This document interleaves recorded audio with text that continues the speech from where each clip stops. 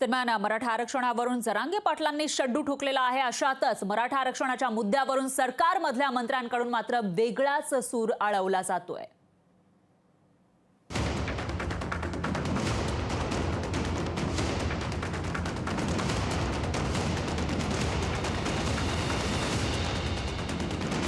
मराठा आरक्षणाला आणखीन 1 वर्ष लागणार। मराठा आरक्षणाच्या तारखेवर अनिश्चितता। चंद्रकांत पाटील यांच्या विधानानं खळबळ। मराठा आरक्षणाच्या मागणीकरता मनोज जरांगे पाटील यांनी आंतरवाली सराटी सोडण्यासाठी बरोबर 19 दिवस शिल्लक राहिलेत। 20 जानेवारीला जरांगेंच्या नेतृत्वात मराठा समाज मुंबईची वाट धरणार आहे। त्यानंतर मात्र माघार नाही अशी भूमिका जरांगे पाटलांनी घेतली असताना आता सरकारमधले मंत्रीच म्हणतात मराठा आरक्षणासाठी 1 वर्ष वाट पाहावी लागेल। होय, शपथ घेऊन सांगतो, नाही मी तिथे जाऊन त्यांच्या समोर नतमस्तक होतो।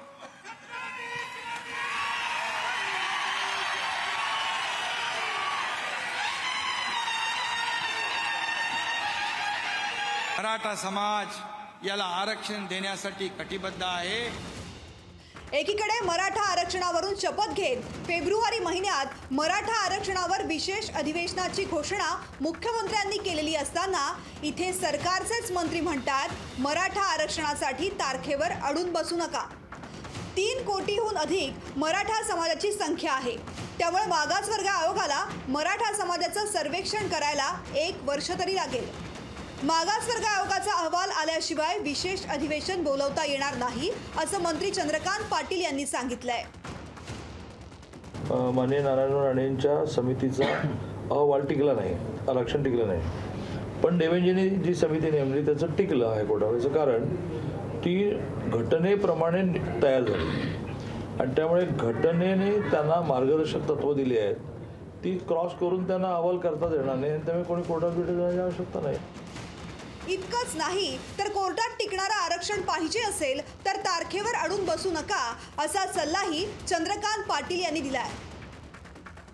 1 वर्ष लागलं मागास आयोगाला अहवाल तयार आणि त्यामुळे तो हायकोर्टात टिकला। 1 वर्ष तरी लागणार एवढ्या मोठ्या 12.5 कोटीच्या महाराष्ट्राला 3-3.5 कोटीपेक्षा सुद्धा जास्त मराठा संख्या असल्यामुळे त्यांचा अहवाल तयार झाल्याशिवाय मुख्यमंत्री महोदयांनी जी घोषणा केली आहे की मी वेगळं अधिवेशन यासाठी बोलवणार आहे, पण ते वेगळं अधिवेशन बोलवण्यापूर्वी अहवाल तयार होऊन अहवालामध्ये मराठा समाज मागास आहे असं अहवालाने म्हणायला लागेल।